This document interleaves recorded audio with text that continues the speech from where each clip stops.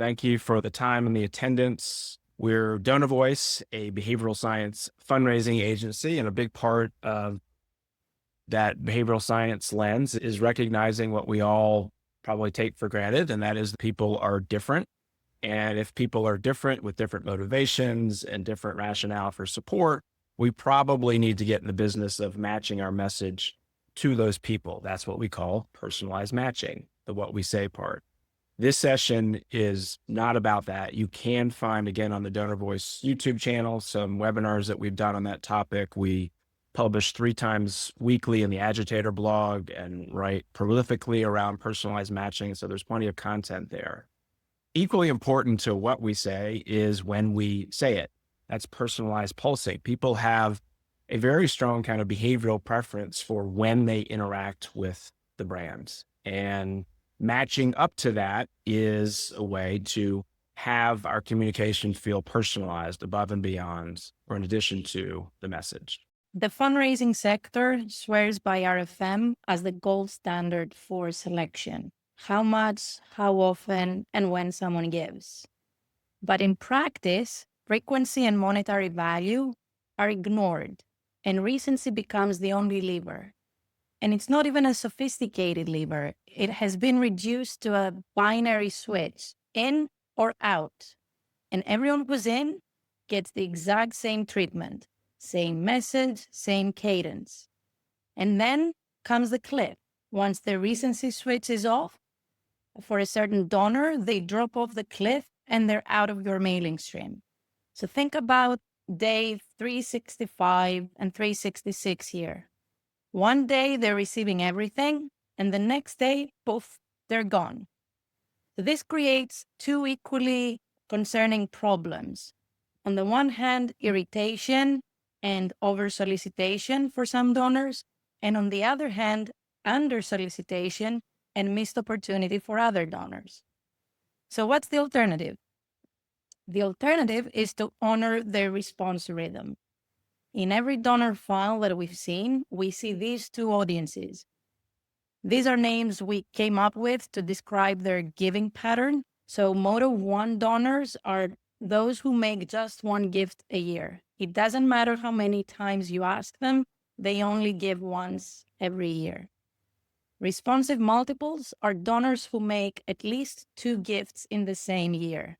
And by the way, we're talking about calendar year. Donors don't think about it in terms of your fiscal year. Now, we may have come up with these names to describe the donor behavior, but we certainly didn't invent the audiences themselves. They're very real and they already exist in your CRM right now. We weren't looking for them. We didn't go hunting for them. They revealed themselves again and again every time we looked at any donor response data from client files and donor response files.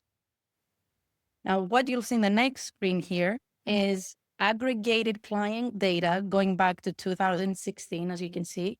When we looked into those files, one thing became crystal clear. The current fundraising strategy, mail more, ask more, or recency is better, creates 2 big outcomes. First, most donors never give again. That's the column on the left.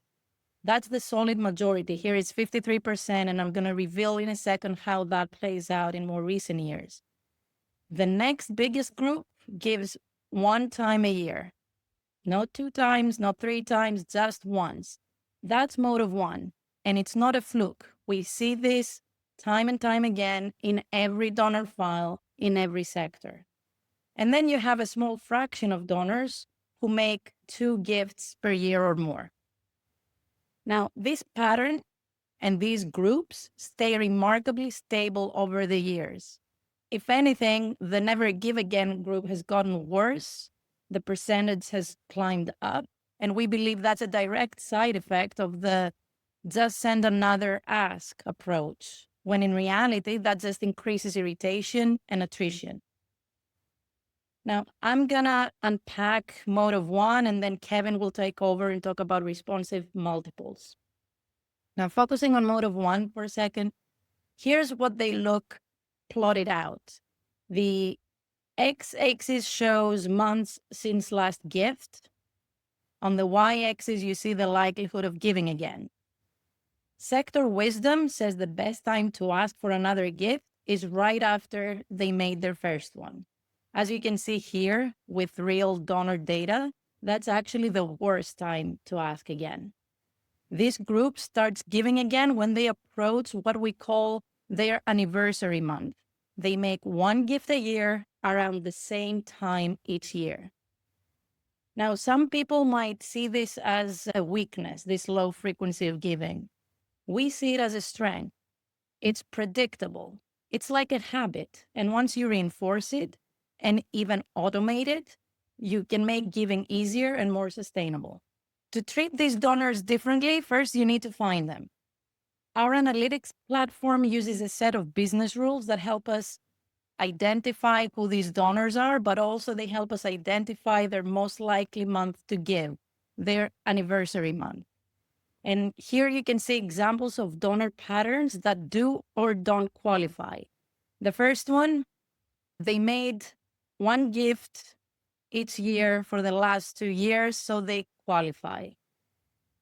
Donor B, they made one gift, and then the next year they made 2 gifts in that calendar year. They don't qualify as mode of one, they qualify as responsive multiples. Donor C, they gave once, and then the following years they didn't make any gifts. They are not mode of one, they're lapsed. The next one, donor D, in 3 years in a row, they gave once each year. That's the definition of mode of one. But finally, you also see donor E. They also qualify, even though they skipped a year. They're still active, and their preference is to make a single gift in a calendar year, so they qualify for mode of one. Now that we have these donors flagged as a separate audience, we can build a strategy around them. And that strategy centers on what we call anniversary halo. When our analytics platform identifies their most likely month to give, we send 3 appeals. One the month before, one in their anniversary month, and one the month after. That's the halo. The rest of the year, we don't go completely dark, but we don't push for gifts either. We send out stewardship communication, opportunities to engage through actions, if that's available, brand ads to keep the relationship warm, but we don't try to convert them before they're ready to give again. Instead, we align to their rhythm. When it's time to ask, we send out these appeals in the anniversary halo. We acknowledge their pattern of giving right from the start. I don't know if you can read the copy on the outer envelope, but it says, one gift every year, quietly powerful. And then we noticed we'll follow your lead. And then on the back, it says, your annual gift speaks volumes. Make it now, you're all set for the year. This isn't supposed to be final copy and you should copy and paste that and do it for everyone. It's just an illustration to show that we want them to know that we've noticed and we appreciate how they prefer to give. The letter can be exactly the same. And you can insert a footer or an insert that further highlights their habit and shows the difference they make. And of course, you can do that across channels. It doesn't stop with direct mail. In addition to tailoring the message, we also push mode of one donors to auto-renew. Online, it's quite simple. They can make that choice or the box, I want this gift to annually recur. But even in direct mail, we can do that through EFT. And this is a chess move. Converting them to annual recurring donors locks in retention. Annually recurring gifts typically have a retention between 75 and 80%. I'll wrap up the mode of one section with this case study. This client had a renewal program aimed at getting another gift from last year's donors. That's basically their mode of one audience. They just didn't call it that. Their strategy, they had a 5-part renewal series. That was built on the flawed logic that you ask more, you get more. The first thing we did was to cut it down to 3 touch points, as we discussed earlier. Did that reduce conversion? The opposite. We saw a lift in both response and ROI. Great. Thank you for that. Now we're going to talk about this other cohort, smaller but not insignificant, who has, at least on occasion, chosen to give more than once a year. And want to start by noting or referencing back to Kiki's point that most organizations that we see aren't even using F or M. They're just using R, and it's extremely crude. It's a binary cut point, and we have this fall off the cliff moment. Having said that, possible, there are some charities and some agencies who are making better use of that recency, frequency, and monetary value data. And they're doing that by building a statistical model. And that is certainly better than just using recency and having that recency cliff. However, the vast majority of those models that we've seen for selection, who's in and who's out, they are comparing donor A to donor B, or in our little riff here, they're comparing Jill to Jack, and they're doing it at a single point in time. So it's a static model. And even if you're using fancy machine learning and they're going to slap AI on the model, it's typically and forever a ranking exercise because it's static and it's looking at Jill in relation to Jack. And the consequence of this is ultimately the same as that recency cliff and only using R. We wind up over soliciting Jill and we under solicit Jack. And if we're trying to personalize our approach to constituents, why are we going to subject Jill to this onslaught of appeals just because Jack can't get off his lazy ass and go up the hill and get a bucket of water or donate? I joke a bit, but this is exactly what's happening with modeling that is, in the end, a ranking exercise and static in nature. So how do we go about fixing this? We're going to need a model that's built just for Jill. There are two different ingredients that we need in order to fix the problem of over and under solicit and the lack of personalization in the cadence. One of the things that you have to have is promotion history. The RFM modeling that I was just describing, where it is forever and always a ranking exercise, is because those models are only using transaction history. Now, there's another important ingredient to get to a better answer on when we solicit Jill that doesn't involve comparing her to the slacker Jack. That's only ever going to produce a yes or no on a spreadsheet, and we translate the yeses into various financial metrics. How those contacts and solicitations actually change Jill.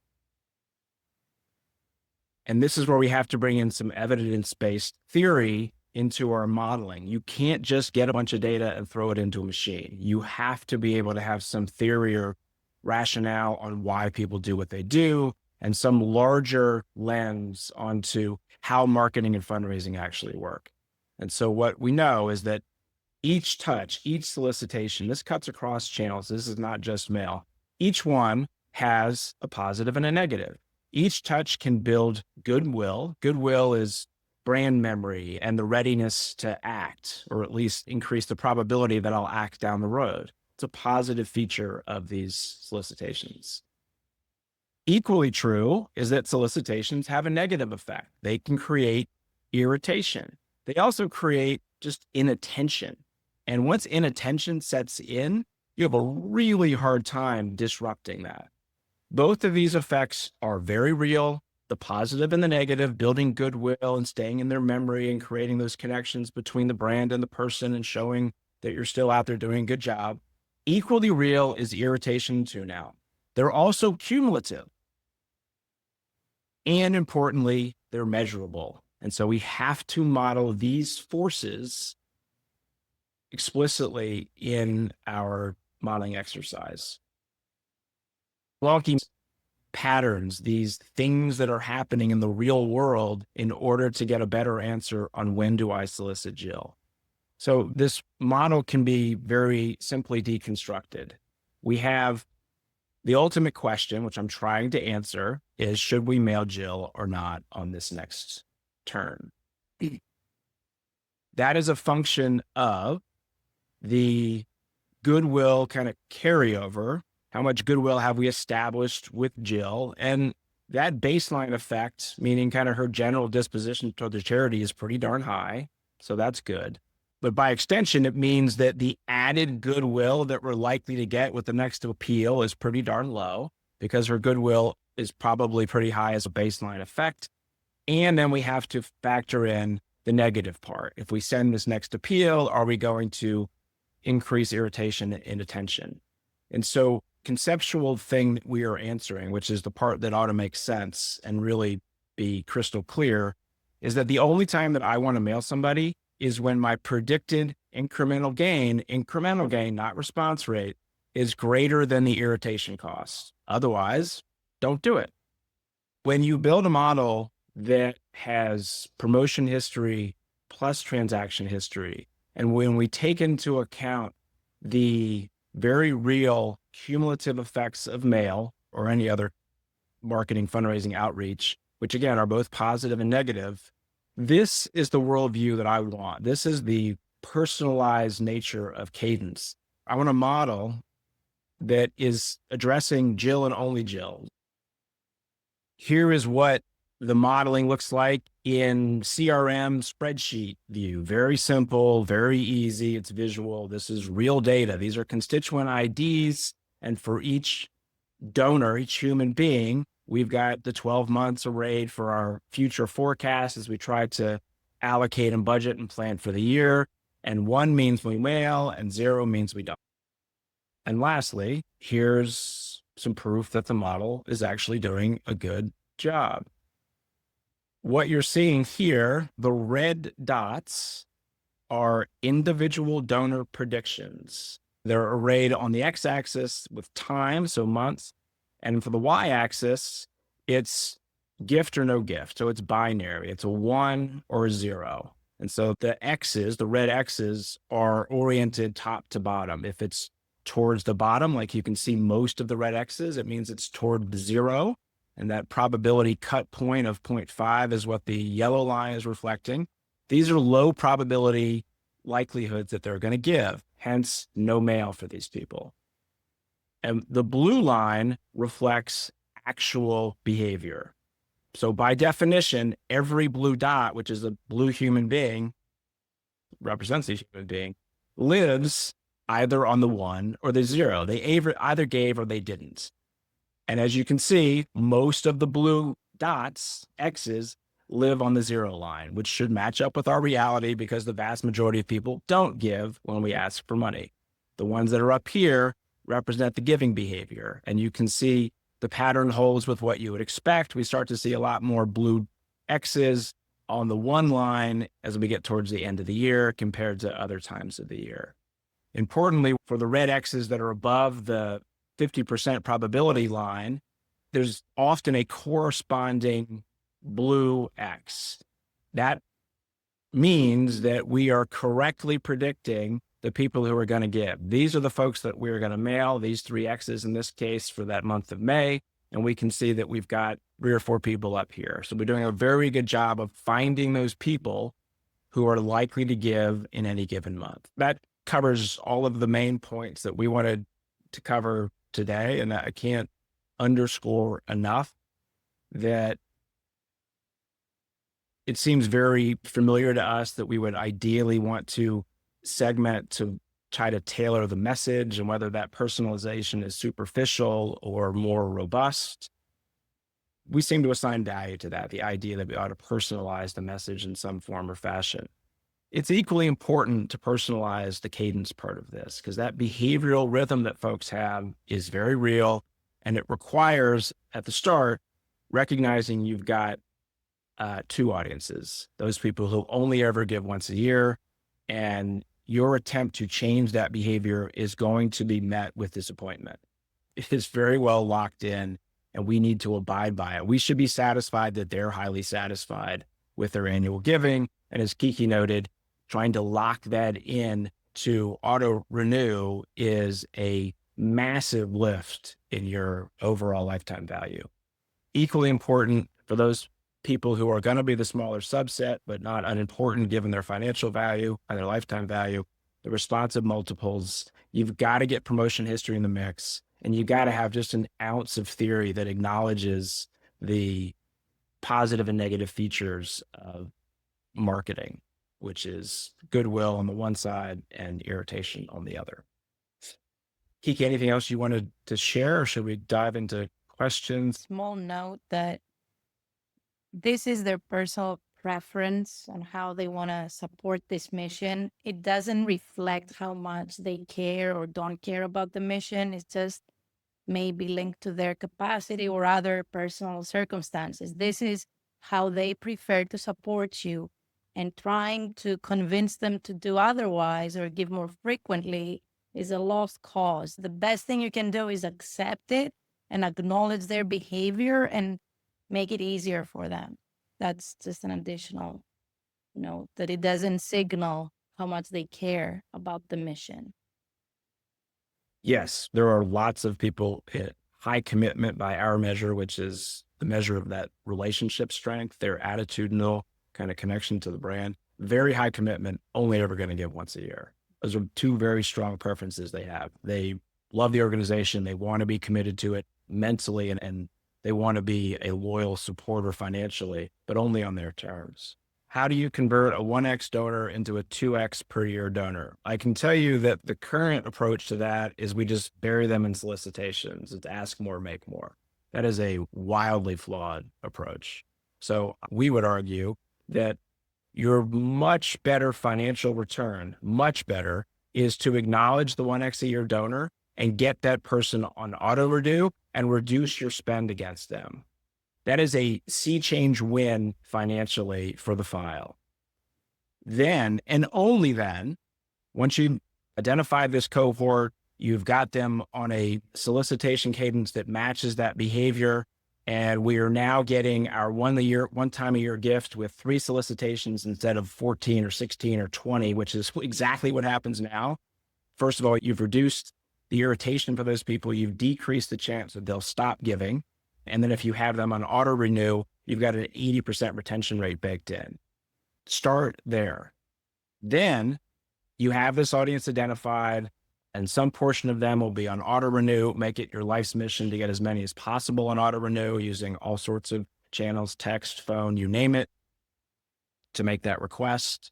With that cohort, there is opportunity to contact them, not every day, not every month, once a year, and see if they're willing to increase the amount that they're giving. So if they're on $100 a year auto renew, might they want to increase that?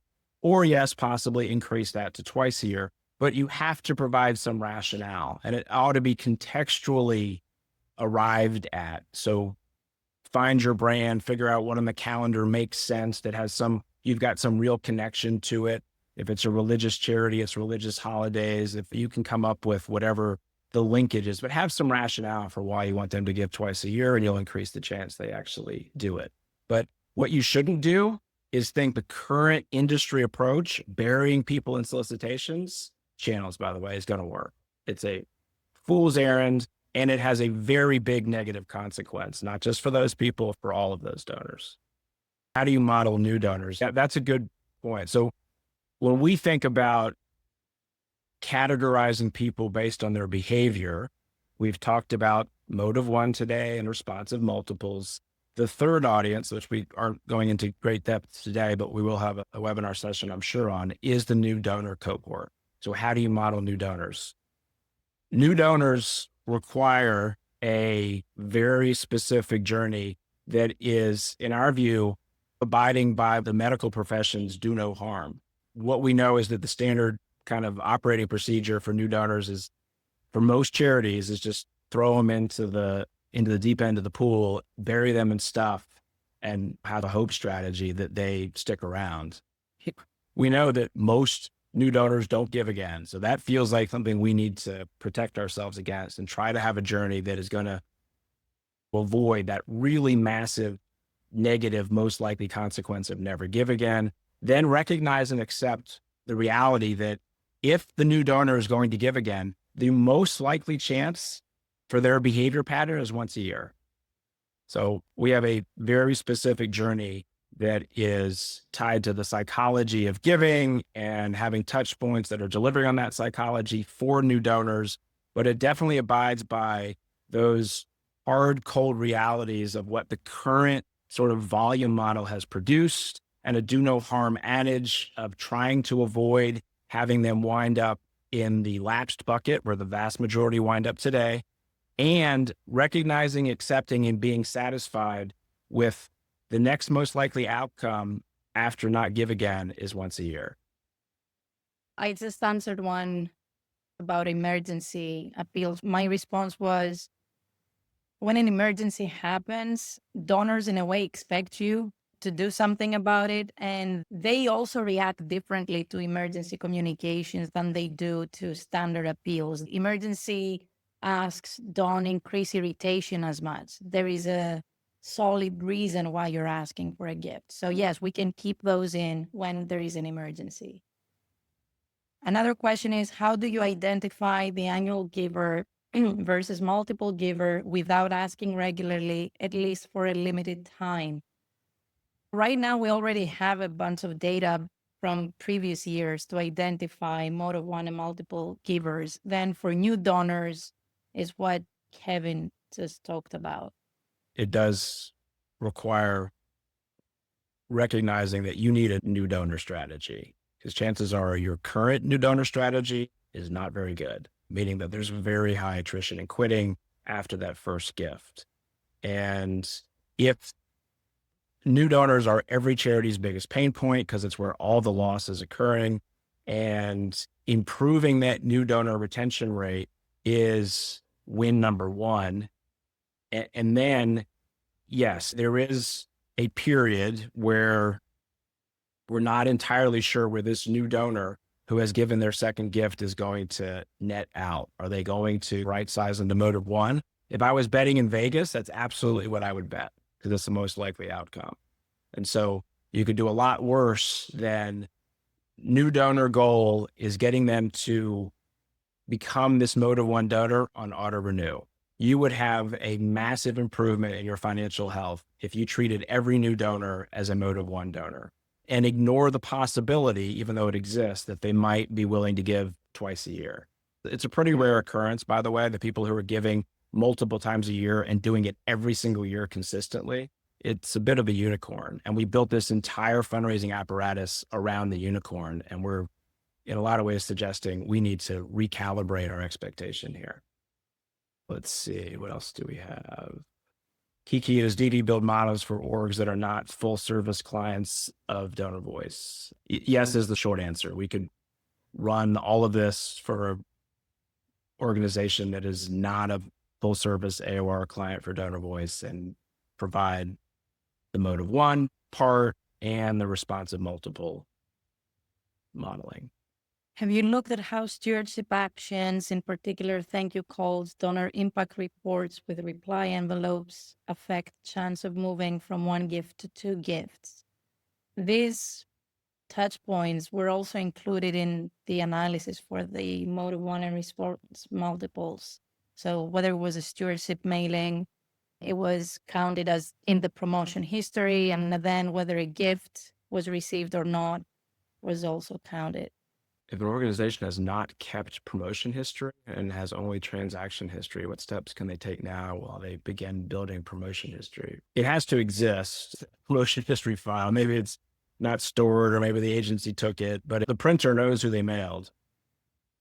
So I would think trying to recreate that is not impossible. How do you stay top of mind? Would you consider an appeal an impression? Yes, an appeal can be an impression, and not anything that goes out, brand ads, take an action, anything, any communication with your brand logo is an impression. How should you think about varying stewardship touch points for varying groups? How do you know if you might be overly stewarding to the point that it's creating irritation and inattention? First of all, we're not, as you've all understood. We don't favor frequent solicitation or communication. That goes for stewardship. We don't advocate for sending stewardship communications every month. That also can be pulsed so that each one stands out. Habituation is real. Any signal becomes noise and then you start ignoring it after a while if it's repeated. So we don't want that to happen with our communications, and that's why we space them out. And I would just tie that into the concept of goodwill. One of the things that we know about goodwill, which that formula spoke to, it has some staying power. So if you stopped soliciting some of the folks that have been on your file tomorrow, they wouldn't forget you the next day. That's aspect number one. Goodwill has some staying power. So if you have a point whose job is to promote goodwill and show that you're still doing good work and that they should feel connected to the brand and that their $20 is doing a good job, that has some staying power. Number one, you don't have to send that same message tomorrow or even next month for that to have done its job. And the other thing we know about goodwill is that when you do send the next stewardship touch point, and again, we strongly encourage having some white space on the calendars, because it's 12 months doesn't mean we need to send that stuff out 12, 24, 36 times a month. Once you do send something out, it takes very little time. If the goodwill has dissipated a little, it takes very little time, and that second touch point will do it to bring them right back where they started on the goodwill part. And recognize that goodwill and filling that up is the whole purpose of fundraising and marketing. It doesn't mean they're always going to give. It just means that we've increased the probability that maybe they give today, but they're more likely also to give tomorrow. But the irritation part, I cannot underscore enough. We just want to tune that part out, as if all of our messaging, communication, stewardship, solicitation is giving people a chance to express themselves and give on their own timeline. No, it has a very real negative consequence: irritation and inattention. And if you don't account for that, we're not accounting for that as a sector. That's in part why the retention rates are so god awful. How much data time does it take to identify which category someone falls into? And then another reference to the new donors. It takes the promotion history file and the giving response data. So not much time at all. The model we've built runs automatically, so it shouldn't take a lot of time to identify these donors and flag them in the CRM. Kevin, anything you'd like to add? No, other than just reinforcing the new donor reality, which is that our biggest problem is a major negative one, and they don't give again. So we should assume that whatever we're doing as a control for the sector or as a control within your current world, it's not very good. It's subpar. We need some very different answer. You can't tinker at the margins and expect that you're going to have a material impact on new donor retention. And tailoring the message matters. Tailoring the cadence matters. And I would strongly encourage getting very comfortable with the idea that the most likely outcome in the success category is them giving once a year. And we could do a heck of a lot worse if we treated every new donor, and our job with every new donor is to get them to once a year giving.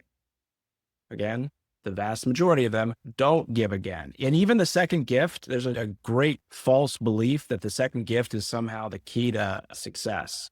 The data that Kiki was sharing on new donor, like what happens after the first gift, and you saw this majorities in the high 50s or low 60s who never give again. That's because we've got a much more extended window than what is typically talked about with first year retention, meaning that typically you see sector stats on first year retention, what percentage give in the second year, and it's 20%, 25%. It's really awful.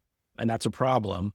Having said that, if you extend the window out 24, 36 months past first gift, the number goes down. The percentage who don't give again goes down. It's closer to 60%-ish who never give again. So not only does the second gift not have to come really quick, it's not really a hallmark of success. If you have 60% of people who never give again, that number often jumps to 75%-ish after the second gift, meaning 15% we got to add 15% into our lapsed pool, and they made a second gift.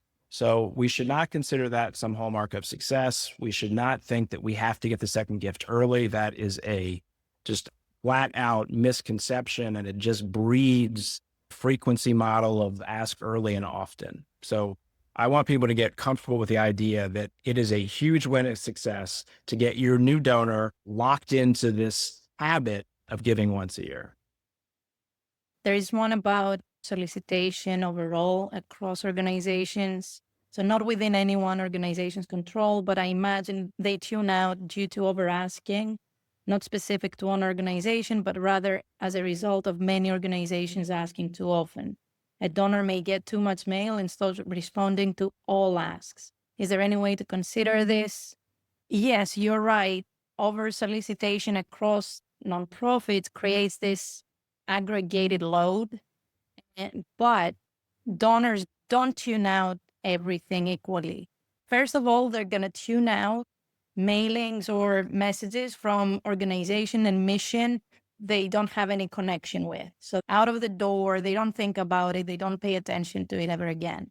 But even with a mission where they have a connection, their identity, as we call it, they're going to pay attention to it. But once they give and they feel like they can't give anymore, receiving additional mailing that doesn't align with their rhythm of giving leads to inattention. And that's where you have control over. You can align the cadence to make it stand out, to make it relevant, respectful, meaningful for them.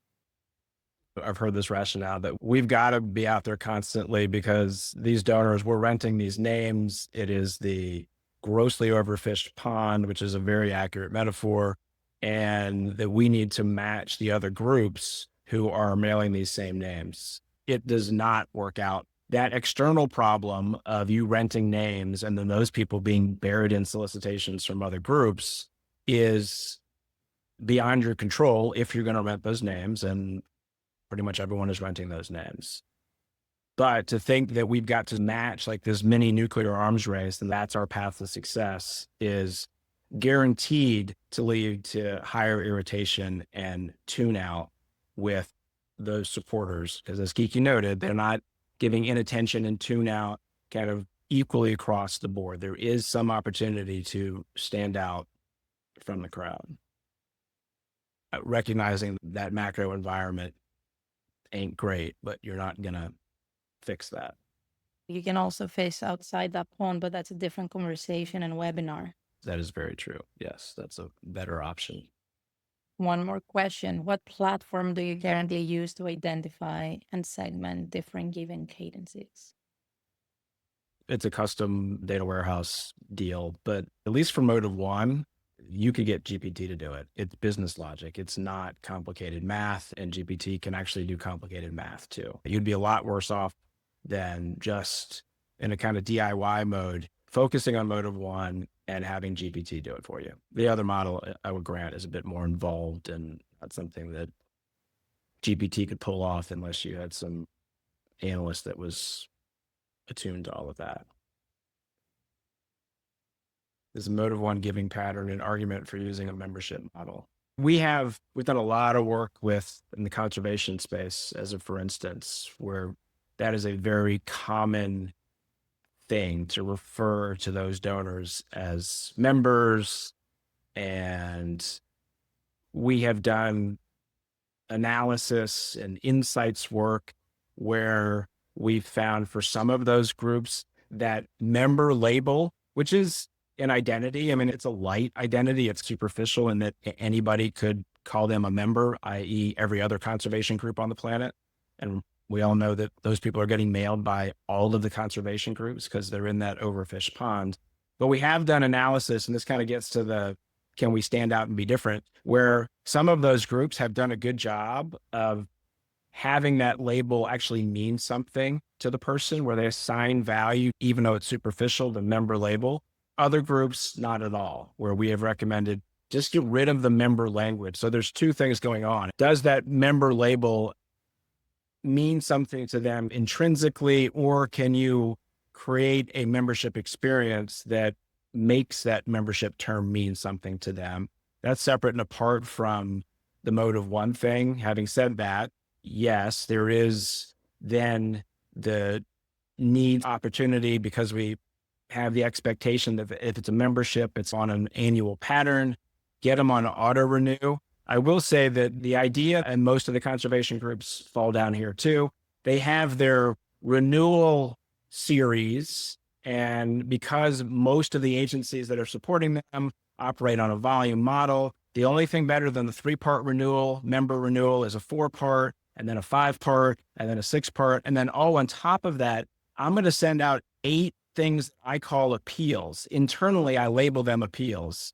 And the convoluted machinations behind the scenes on whether this donation was to an appeal counts as my member renewal, in that research that I'm talking about, there is mass confusion and irritation around the membership model. So I think it can have value, but you can really muck it up pretty quickly if we just treat it as a superficial thing and we think that it's permission to send out a ton of member renewals along with a ton of appeals. You're not fooling anybody, and the retention rates don't lie. They're awful. Membership can have its privileges, to quote American Express. It can also just be a superficial ruse that people see right through. We thank everybody for taking the time to join us and for the questions, which were fast and furious and great, all thoughtful questions and important ones. Again, thank you for the time and enjoy the rest of your day. Thank you.